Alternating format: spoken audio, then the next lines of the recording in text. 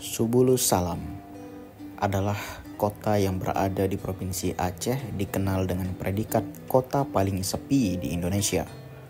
Predikat kota paling sepi disematkan kepada kota Subulus Salam karena kepadatan penduduknya yang cenderung sangat kecil.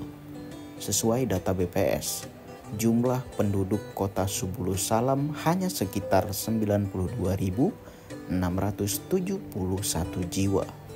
Dengan luas wilayah 1.391 km persegi, kepadatan penduduk kota Subulus Salam hanya sekitar 66 jiwa per kilometer persegi. Lebih lanjut, berikut adalah beberapa faktor yang menarik tentang kota Subulus Salam, kota paling sepi di Indonesia. Yang pertama, asal-usul kota Subulus Salam. Kota Subulus Salam merupakan daerah hasil dari pemekaran dari Kabupaten Aceh Singkil. Secara resmi, kota Subulus Salam berdiri pada tanggal 2 Januari 2007 melalui Undang-Undang Republik Indonesia Nomor 8 Tahun 2007. Kemudian pada tanggal 15 Juni 2007, kota Subulus Salam diresmikan oleh Menteri Dalam Negeri AD Interim Bapak Widodo AS di Banda Aceh, sekaligus melantik pejabat wali kota yang pertama, yaitu Haji Asmauddin, Sarjana Ekonomi. Lalu yang kedua, sejarah nama kota Subulus Salam.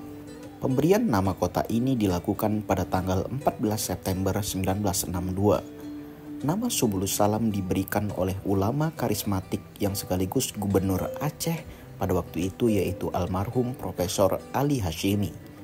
Subulus Salam merupakan istilah dalam bahasa Arab yang berarti jalan menuju kedamaian atau kesejahteraan. Pemberian nama Subulus Salam mengandung harapan akan menjadi kota ibadah yang berkembang dengan berlandaskan syariat Islam. Yang ketiga, julukan kota Sadakata. Sadakata merupakan semboyan dari kota Subulus Salam yang terpampang pada logo kota.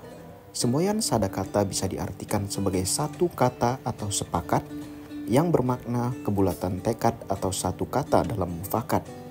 Hal ini yang menjadi awal mula dari pemberian julukan kota Sadakata pada kota Subulus Salam. Yang keempat, sejarah Masjid Al-Munawwarah. Masjid Al-Munawwarah merupakan masjid pertama yang berdiri di kota Subulus Salam pada tahun 1983. Lokasinya berada di ibu kota Kecamatan Simpang Kiri, tepatnya sebelah kiri jalan menuju Runding. Pendiri masjid ini adalah almarhum Haji Raja Ulasi, almarhum Haji Abdul Muluk Huzaini Jakpar, dan almarhum Haji Baihaqi Kombih. Lalu yang kelima, kota 1001 air terjun. Subulus Salam memiliki sejumlah air terjun yang tersebar di sejumlah lokasi. Bahkan ada lokasi yang memiliki air terjun berdampingan dengan jarak tidak terlalu jauh. Ada banyak sekali air terjun di Subulus Salam. Salah satu objek wisata yang mulai ramai dikunjungi yaitu air terjun Silelangit atau Silangit-Langit yang berada di desa Singgersing, Kecamatan Sultan Daulat. Yang keenam, pesona Grand Canyon Penuntungan. Grand Canyon Penuntungan adalah salah satu pesona alam tersembunyi di kota Subulus Salam. Lokasi wisata ini ada di Kampung Penuntungan, Kecamatan Penanggalan, kota Subulus Salam. Di aliran air yang dikelilingi dengan batuan bertebing tinggi, wisatawan dapat berenang atau mengendarai kano di sepanjang alirannya. Lalu yang ketujuh, yang terakhir, asal-usul dari ulama karismatik Asia Tenggara yang bernama Syekh Hamzah Fansuri. Syekh Hamzah Fansuri adalah seorang ulama besar dari Aceh. Ia seorang sufi dan juga seorang pujangga. Diperkirakan ia hidup pada abad ke-16 sampai awal abad ke-17.